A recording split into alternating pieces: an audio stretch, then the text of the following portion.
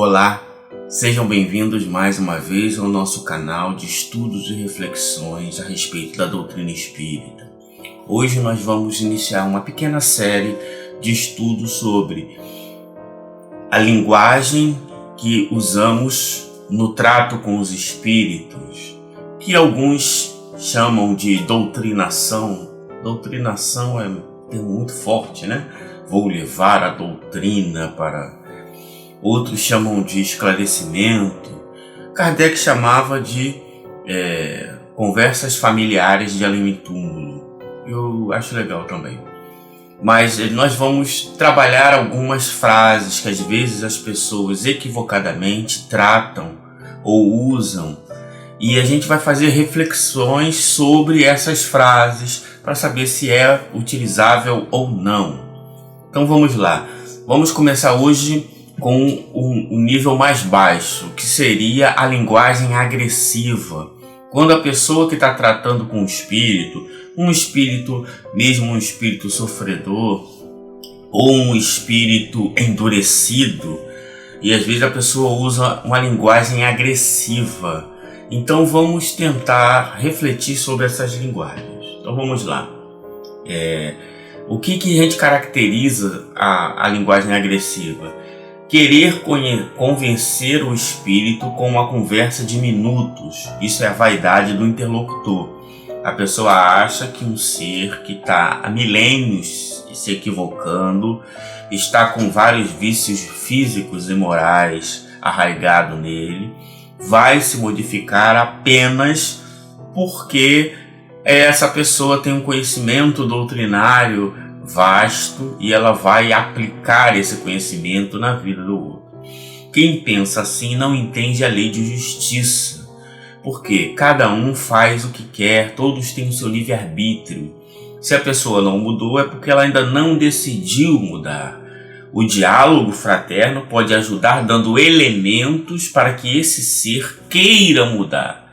E aí quando ele quiser mudar, ele vai começar a se esforçar para superar as suas limitações.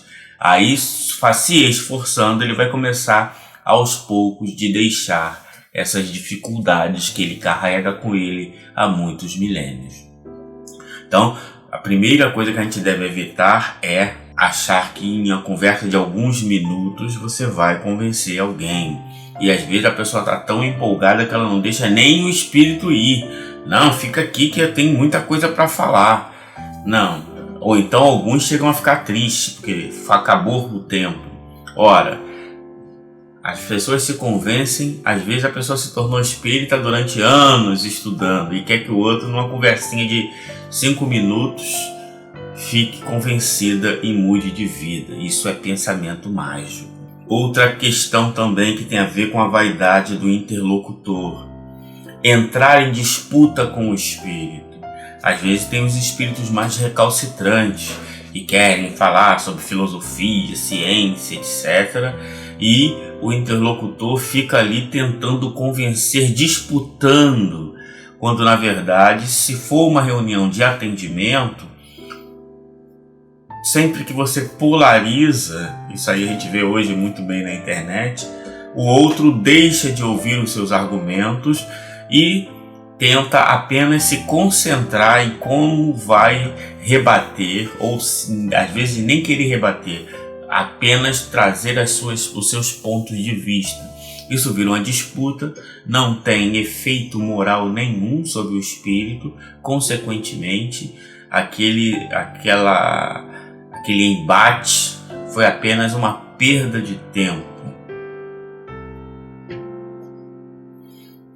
Frases agressivas do tipo, você não está morto. Ora, o espírito passa por um processo de perturbação. Os espíritos de terceira ordem, claro que isso é uma frase somente para espíritos de terceira ordem, os espíritos de terceira ordem, muitas vezes, eles pressentem que a vida terminou, mas eles ainda não querem admitir. E às vezes o fato de você chocar esse espírito pode causar um desequilíbrio nele. Então o ideal é que a gente converse sobre os assuntos, chame a atenção para que ele comece a refletir sobre certos aspectos, Você não está vendo que as pessoas não te veem? Você fala, ninguém te ouve. Você está num lugar, de repente, rapidamente está em outro lugar. Você já percebeu sobre isso? Sobre as coisas que estão acontecendo com a sua vida? E aí vai trazendo até o momento em que ele vai perceber. Muitas vezes ele já pressente, ele apenas não admite. Então você, de bate pronto, querer forçar uma situação pode também fazer com que o espírito fique com prevenções e ele vai deixar de ouvi-lo. Faça uma prece, você vai ver o seu erro. Então, às vezes, essa frase, por mais que ela pareça moralmente irrepreensível, mas na verdade ainda é um ato de desespero, uma necessidade que a pessoa tem de que achar que se ela fizer uma prece, tudo vai mudar. A prece é uma lei de adoração, ela deve ser algo muito especial para o ser pensar, refletir sobre o seu estado e não usar a frase, não é que a frase esteja errada, mas às vezes ela é usada de forma agressiva. A pessoa, faça uma prece então que você não vai ver. Só que aí você já está forçando, você está fora da lei de caridade, lei de amor.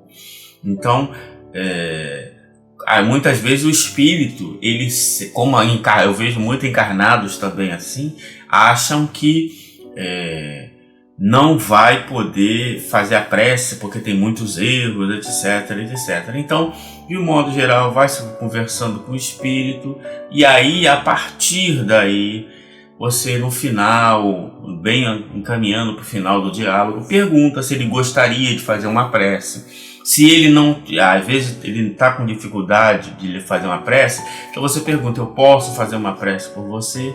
E aí você faz a prece e ele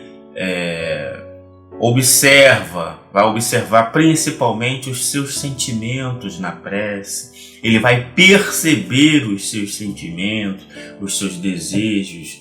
Então isso também pode ajudá-lo. E não simplesmente faça uma prece como se fosse uma arma. Então às vezes as palavras elas são corretas, mas usadas de forma errada. Você tem que entender.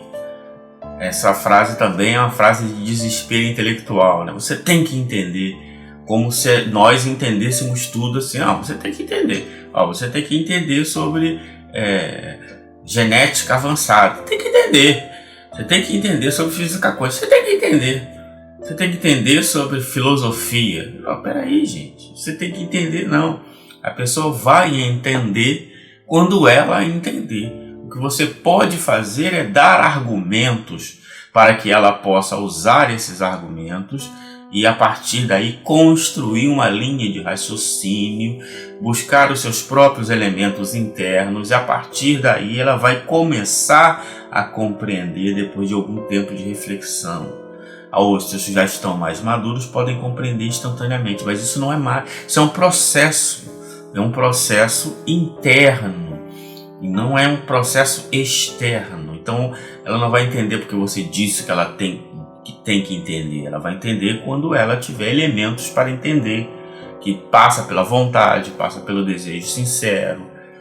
Sabe? Mesmo sabendo que os espíritos estão num ponto de vista, mesmo de terceira ordem, mais privilegiado que o nosso, nas sensações e nas percepções. Mas o espírito, ele precisa desse processo, não é algo exterior, é algo interior. Você não tem vergonha? Essa é uma frase bem agressiva, né? Você não tem vergonha de fazer isso, não? O Kardec já chegou até a cometer esse equívoco. E aí, com o tempo, os próprios espíritos foram explicando ele que esse tipo de linguagem não adianta. Muitas vezes a pessoa está tão preocupada em querer falar do Evangelho, falar de Jesus, falar aquela linguagem, Jesus, irmãozinho, essas coisas, como se esse teatrinho fosse fazer com que alguém refletisse. Como a pessoa vai sentir vergonha? Para ela sentir vergonha, ela tem que estar muito ciente dos erros que ela cometeu, desejar não cometer, para o ponto de poder olhar para o que ela fez de errado e sentir vergonha.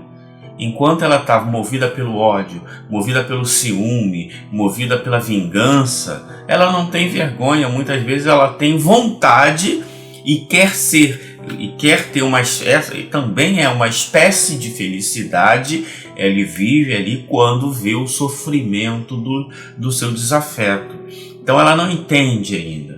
Então é preciso que você venha trazendo os elementos da justiça, que esse espírito, que tudo que ele faz terá consequência, e mesmo assim ele vai dizer que não importa, que é o que eu quero mesmo.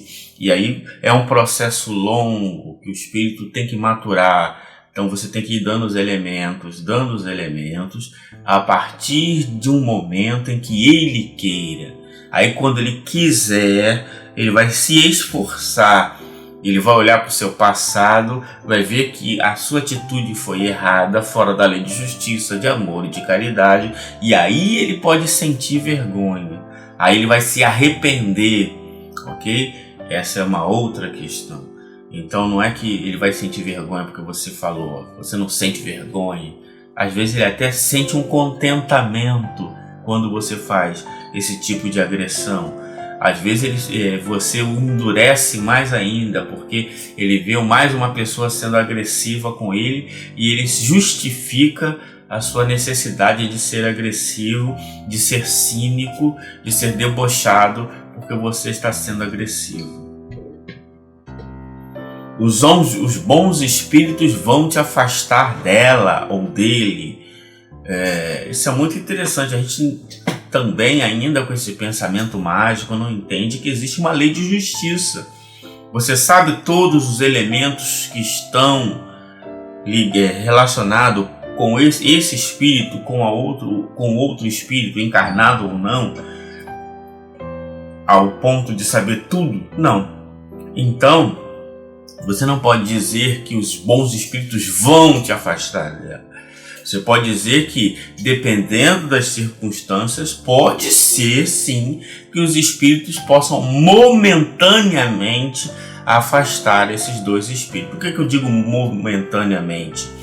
Porque isso é um processo em que os dois espíritos terão que resolver. Isso faz parte da lei de justiça. Ora, como disse Jesus, não sairá de lá enquanto não pagardes o último centavo. Enquanto não resolver, esses dois espíritos não se resolverem, a ligação entre eles vai estar estabelecida. Claro que, se for um encarnado que esteja fazendo um reajuste, que as pessoas chamam de tratamento espiritual, esses nomes são... E ela está se modificando, está mudando bons pensamentos, ela também vai ser cercada ao auxílio dos bons espíritos. Isso pode momentaneamente afastar a ação ou impedir a ação desse mau espírito.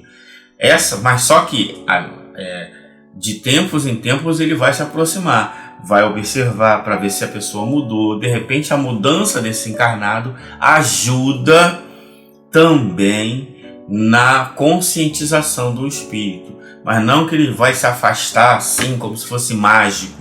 Pode acontecer de um afastamento momentâneo, mas não é um afastamento definitivo, porque isso fere a lei de justiça.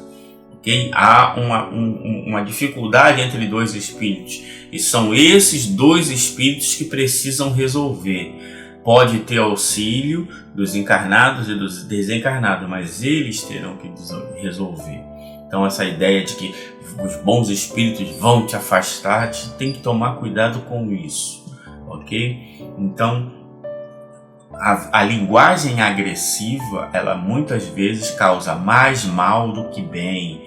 Muitas vezes, muito além das palavras que você está dizendo ali para o espírito, é o que você sente, o que você irradia para o espírito que ele está percebendo. Não são conhecimentos profundos.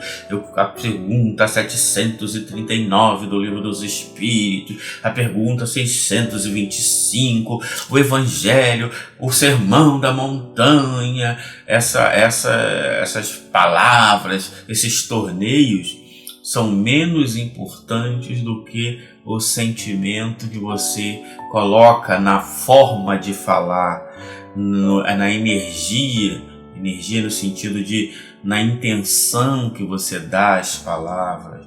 Se realmente aquilo que você fala é uma verdade nesse momento desse diálogo, isso conta mais do que o próprio conhecimento. O conhecimento ajuda, mas esse é o mais importante. Então, a agressividade ela é totalmente descartável e deve ser evitada a todo custo.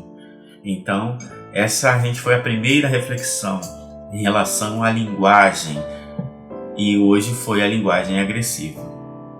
Muito obrigado.